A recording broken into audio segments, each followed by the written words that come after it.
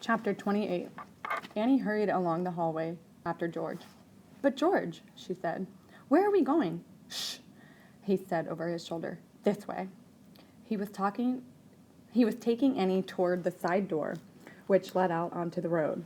It was strictly forbidden for pupils to go out of that door by themselves during school hours. If George and Annie were caught leaving school without permission, they would be in deep trouble. Worse, much worse, they would forfeit their only chance to reach Cosmos, which would mean that Eric would be lost inside a black hole forever. It was vital that they leave the school as fast as possible. They walked along stiffly, trying to look completely natural and innocent, as though they had every reason in the world to be going in the opposite direction from everyone else. It seemed to be working. No one paid any attention to them. They were just approaching the side door when George saw a teacher walking toward them. He crossed his fingers, hoping they wouldn't be spotted, but it didn't work. "George," said the teacher, "and where might you be going?" "Oh, sir," said George, we are just, He faltered and ran out of steam. "I left something for the science presentation in my coat pocket, sir." Annie's clear voice cut in. "So my teacher asked this boy to show me the way back to the coat rooms." "Carry on, then," said the teacher, letting them pass. But he stood watching them until they disappeared into the coat rooms. When they peered back down the hallway, he was still standing there, guarding the school exit. The last children were straggling into the science presentation, which was due to start any minute now. "Rats," said George, retiring back into the coat room. "We won't get out through that door." They looked around. In the wall above the rows of coat pegs was a long, thin, rectangular window. "Do you think we can squeeze through?" George asked Annie. "It's the only way out, isn't it?" she asked, looking up at the window. George nodded grimly. "Then I'll just have to," said Annie with great determination. "I'm not letting a black hole eat my dad. I'm not. George could tell by the way she scrumbled up her face that she was trying not to cry. He wondered if he'd done the right thing in telling her. Maybe he should have tried to rescue Eric all by himself. But it's too late for these kind of thoughts. He had Annie with him now, and they needed to get on with it. "Come on," he said briskly. "I'll give you a leg up." He hoisted up so she could undo the catch, push the window open, and slither through the narrow gap. She gave a small squeak as she vanished from view. George pulled himself up onto the ledge and tried to slide through, as Annie had done, but he was a lot bigger than her, and it wasn't easy. He got halfway through, but then he couldn't go any farther. He was stuck, one side of him dangling out of the window and over the street outside of his school, and the other still inside the coat room. "George!" Annie reached up and grabbed his foot. "Don't pull," he said, gently easing himself through the gap, sucking in his breath as much as he could. With another wiggle, he pulled himself free of the tight frame and landed in a crumpled heap in the pavement. He staggered to his feet and grabbed Annie's hand. "Run!" he panted. "We've got to get out of sight." They sped around the corner and stopped so that George could catch his breath. "Annie!" He started to say, but she waved at him to be quiet. She'd got out her cell phone and was making a call. "Mom," she said urgently into the phone. "It's an emergency." "No, I'm fine. It's not me." "Yes, I'm at the school where you dropped me off this morning, but I've got to." "No, Mom, I haven't done anything wrong." "Mom, listen, please. Something's happened to Dad. Something awful. We've got to go rescue him. He's gone into outer space, and he got lost. And we have to get him back. Can you come and pick us up? I'm with my friend George, and we're just near the school. Quickly, Mom, quickly, hurry up. We haven't gotten long. Okay, bye." "What did your mom say?" asked George. "She said, 'When will your father learn to stop doing silly things and behave like an adult?'" What does she mean by that? Asked George, perplexed. I don't know, said Annie. Grown-ups have funny ideas. Is she coming? Yes. She won't be long. She's coming in her Mini.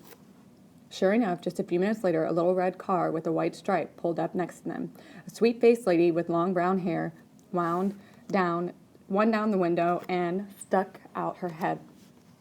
Well, whatever next, she said cheerfully. Your father and his adventures, I don't know. And what are you two doing out of school? George, this is my mom. Mom, this is George, said Annie, ignoring her mother's question and wrenching open the passenger door. She held the front seat forward so George could climb in.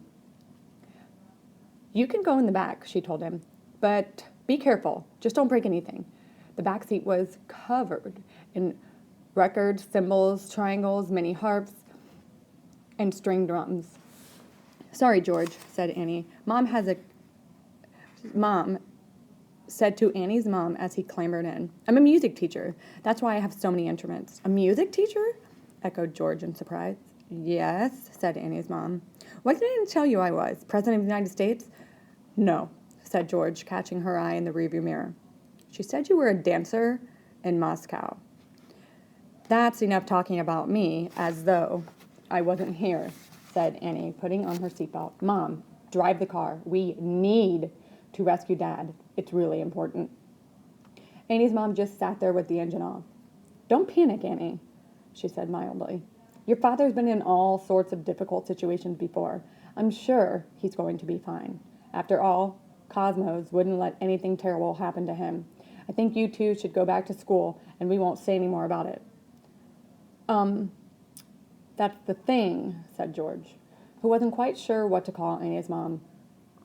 Eric hasn't got Cosmos. He's been stolen.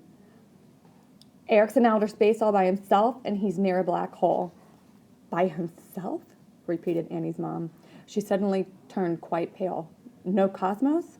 But then he can't get back at a black hole? Mom, I keep telling you it's an emergency, pleaded Annie. Now, do you believe me? Oh, my goodness gracious me. Fasten your seatbelt, George, explained Annie's mom, starting the car, and tell me where I need to go.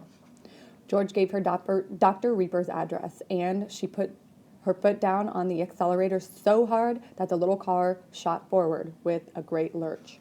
As the red Mini zoomed through the heavy traffic towards Reaper's house, George explained that as his best he could what happened over the past 24 hours.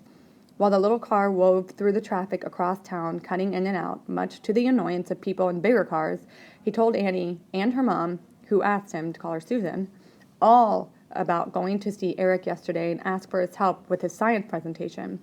He told them about the mysterious note that he hadn't trusted about Eric and leaping through the portal into outer space and having to follow him, and how both of them got sucked toward an invisible force, and how, when the doorway appeared to save them, it was too faint and only George had managed to get through.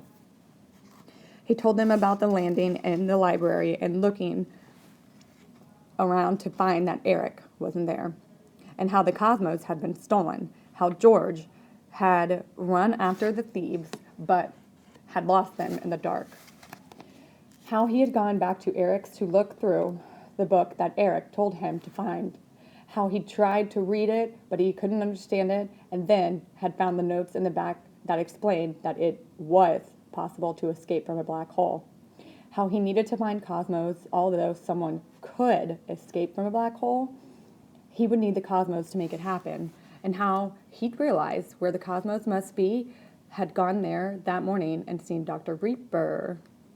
Reaper? Do you mean Graham Reaper? Susan interrupted him as she swerved the little car around the corner. Yes, replied George. Reaper. He's my teacher. Do you know him?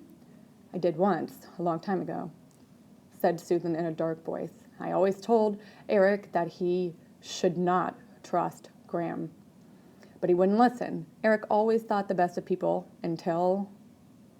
She trailed off. Until what? Piped Annie. Until what, Mom? Until something terrible happened, said Susan. Her mouth was set in a grim line. Something none of us have ever forgotten. None of who? said Annie, gasping with excitement at the prospect of a thrilling family story she hadn't heard before. But she didn't get to find out because right then her mom turned into Greeper's driveway and parked her car right there in front of the house.